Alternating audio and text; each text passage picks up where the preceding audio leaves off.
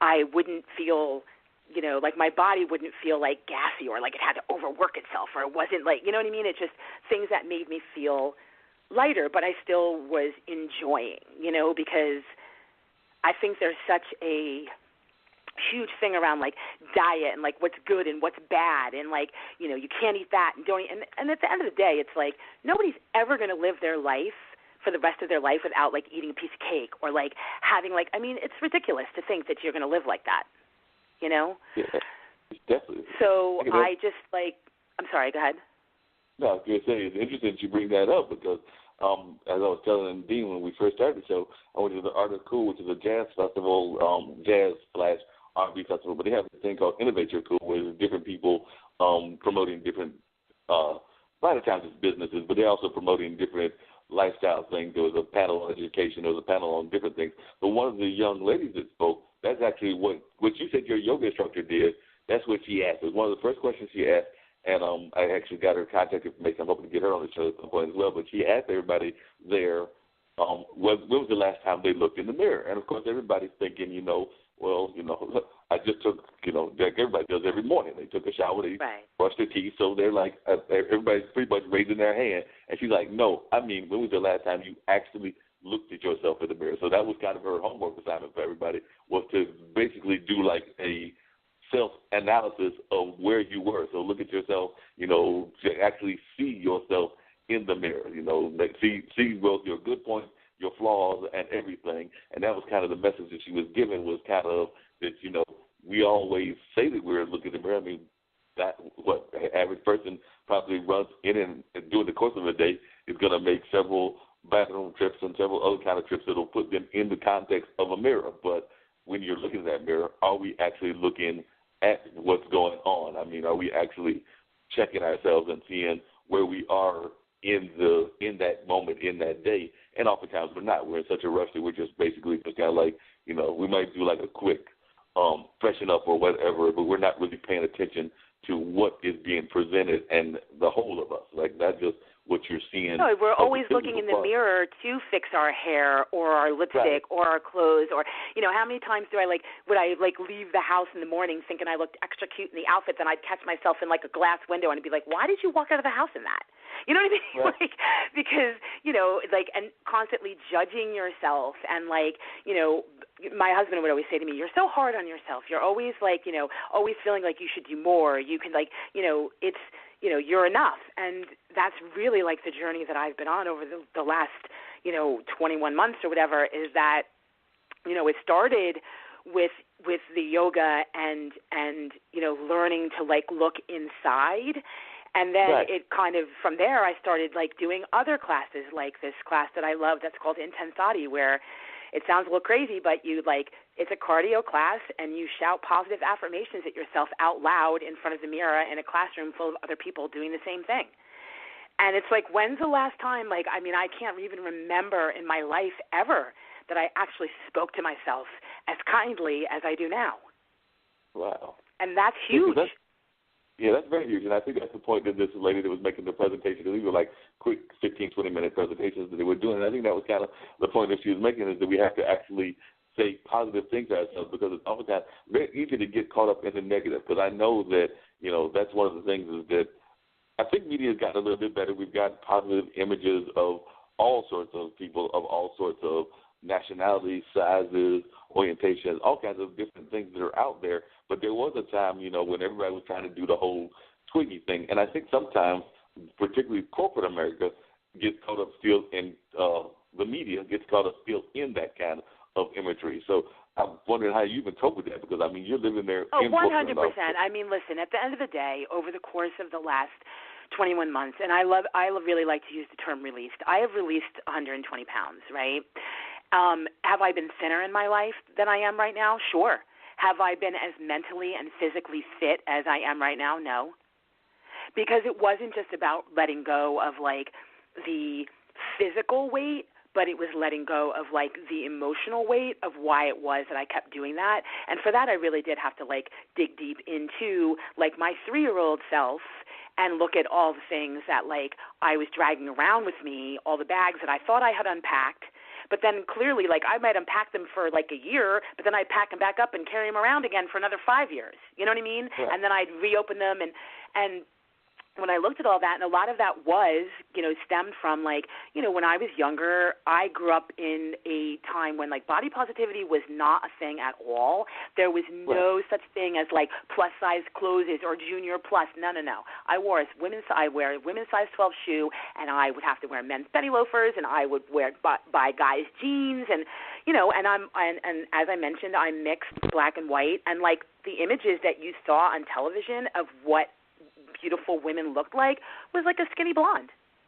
I mean, it wasn't, nobody looked like me, Yeah. So what were you going to say? As you say, one of the things I really enjoyed about, as I turned through your website and at the Instagram, was that you put out a very positive message, basically like, look, this is what real life is like, and this is what real people look like. And there's, we come in all sizes, shapes, and different models and everything. So we're not one size fits all. No society is one size fits all. So, and you put that out Not there. Not at all. And I think too, it's like, I like to use this hashtag, this is my fit, right? I post photos lots of times myself working out, and I mean, listen, honestly, I was taking some photos a couple of weeks ago, and I'm wearing leggings and a crop top, and I said, if somebody had told me 2 years ago that I'd be standing here taking this photo wearing this outfit, I would have said, you are no. You know what I mean? But I think it's important for people to understand that, you can be a 12, 14, 16, 18, whatever size you are, and you can be fit and healthy, because not everybody is supposed to be a 2. And for me, when I say unpacking some of those bags and letting go of some of that stuff, a lot of that really was chasing this idea of what society thinks I'm supposed to look like. I'm not built like a size 2 or a 6 or an 8 or a 10, and I'm never going to be. But I can be in excellent physical shape in the body that I have. And everybody that's one of the things I was really impressed about, was that when I looked at some of the images that you were presenting images of yourself being actually involved in sports that a lot of times folks will sit there and be like, somebody that's a certain size is not supposed to be playing tennis. And you're sitting there in one of your shots where you're playing tennis. There's another one where you're doing stuff that's like more aquatic and things of that nature. So it's like you're also shattering these images that not everybody has to look that way and everything. And even if you think about it, there's some of those people that are very successful. They're not exactly like razor thin. Nobody can call Serena or Venus razor thin in the least bit. But Yes, absolutely. No, I totally agree with you. And I think though that at the end of the day, it really I'm not striving, and that was a really big thing, is to really let go of that idea that I wasn't good enough unless I was a 2, 6, 8, or 10. That understanding that I'm enough right now where I am, and I think that's people sit around waiting. I have friends of mine who are like, oh, I'm going to buy some new clothes when I lose that 15 pounds or that 20, and it's like, no, live now. I could get hit by a bus tomorrow. You know what I'm saying? I'm not going to sit around waiting for life to happen. You have to actually live in what's happening now, and enjoy it now. And, could I have done the paddle boarding 120 pounds ago? Probably not. I mean, no, So, the working on I've let go of the idea or the feeling that, like I said, I'm not enough unless I'm smaller. I know that I'm in excellent shape and I feel good in my body, and I don't stress. I'm not crazy about, every little bite of food or writing stuff down. I tell you, it's just kind of really crazy to me when I think about it, how all those years that I was doing that my whole life, I wasn't really all that happy in terms of that part of my life, and I was never able to really keep it off or maintain a regime, right? I'd hire personal trainers. I hate the gym. It's boring. It's horrible. Who wants to go stand and walk on a treadmill for an hour? Nobody, okay? But then when you start to look and find a community of other people, at yoga or at Intensity or taking bar class, community of people who, have your back, who all want to see you win and succeed, and you show up for each other every day, I realized that's how I want to bring fitness into my life, playing tennis with friends, going paddleboarding on vacation, doing things that make me feel good in the moment, that are not just mindlessly, aimlessly, at the gym doing something really boring. Because I'm not going to maintain that, you know what I mean, for the rest of my life. Right, and that's what I think a lot of times people get caught up in, is they get caught up in trying to live up to other people's standards of what a good exercise program should be. But it sounds to me like you created your own exercise program that works for you, and it will probably work for maybe friends of yours that have similar mindsets and everything. But, different exercise regimens that work for everybody. Like I went earlier today to a friend's was having a candidate for me. They're running as a district court judge, and they were having like a breakfast with the candidate. So it was just a chance for people to come by, talk to him, see what he was about and what he was doing and everything. But his wife was telling about a weight program that she's going through, because she's doing like what she calls like a limited fast. So it's like she can pretty much, as she put it, she can eat whatever she wants to, but like between a certain time. And some of the time it's called intermittent fasting. It's called intermittent fasting, yes. That's exactly what she called it. And she was saying that seemed to work for her, that she had dropped a lot of weight, and it was like between and some of the hours were actually, it seemed like doing what some people would consider regular, at least for her, regular lunch hours. Because I think she was like between 11 and 8, that's when she would do it and everything. And that's, for a lot of people. Yeah, basically intermittent fasting, just so it's an understanding, it's actually really just changing your eating pattern. So it's not really a diet. It's really just changing your eating pattern. Something I actually just, because I was talking to my Pilates instructor the other week, that I was, I said, I feel like I've plateaued. And, and she asked me, of course, first 3 things. Are you eating carbs? Are you eating sugar? Are you eating processed foods? And I was like, no, kind of, And she said, try the intermittent fasting. And I have been doing that now for just like a week or so, and it's not, you eat exactly what you would want, what you would be eating before, of course mindfully, and then you just only eat between the hours of 1 p.m. and 9 p.m., and then your body actually, it speeds up your metabolism. People have been eating like that since the beginning of time.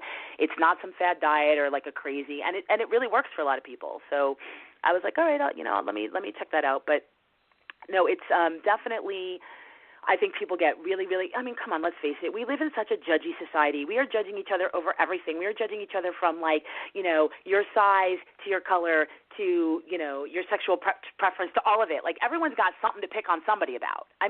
Right. And we, it's like, I think, too, it's like we're also living in a time right now where everybody's so, really upset and very angry about a lot of the state of affairs in the world, in the country in general. And, I think that finding a sense of community, finding people who can help inspire you, the tagline that I use for my Instagram is inspire and be inspired. I want to inspire others to find what works for you and find your community and find what makes you feel good. And I want to be inspired by other people, because, all this judgy that we do of that person, they don't really know anything because they're not wealthy, or that person doesn't really know anything because they're not or whatever.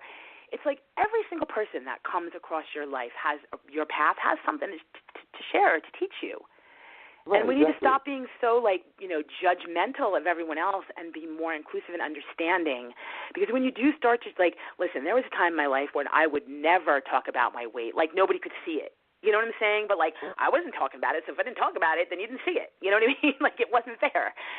But now I and not just because I've released the weight, but because of what I've learned in this journey, I want to talk about it and share it with everybody, because it's not just about the weight. I have people who follow me who are thin, and they're like, I follow you just because you inspired me to do something more with my business, or do X, Y, and Z, or, I have a daughter who's troubled, and I've been very wrapped up in what's going on with her, and I need to look at myself more, and, I need to show myself more self-love, and, that's my message, and that's what I think we lack a lot of in what's happening in the world today.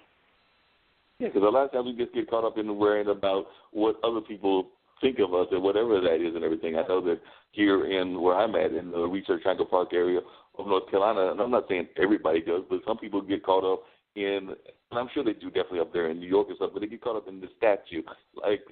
What car are you driving? What job do you have? Because we're here in the medicine area, so, they're expecting you to be like a doctor or a lawyer or, college professor, stuff like that. And if you don't fall in that category, there are some people that make judgments that are like, you can't be doing but so much success because you're not in those careers that they consider. And I'm not saying this is like everybody has that attitude, but there are some people that have that kind of materialistic attitude that they just want to be with the doctor, the lawyer, the engineer, or the architect is making like, umpteen thousand or amount of money that can keep them in the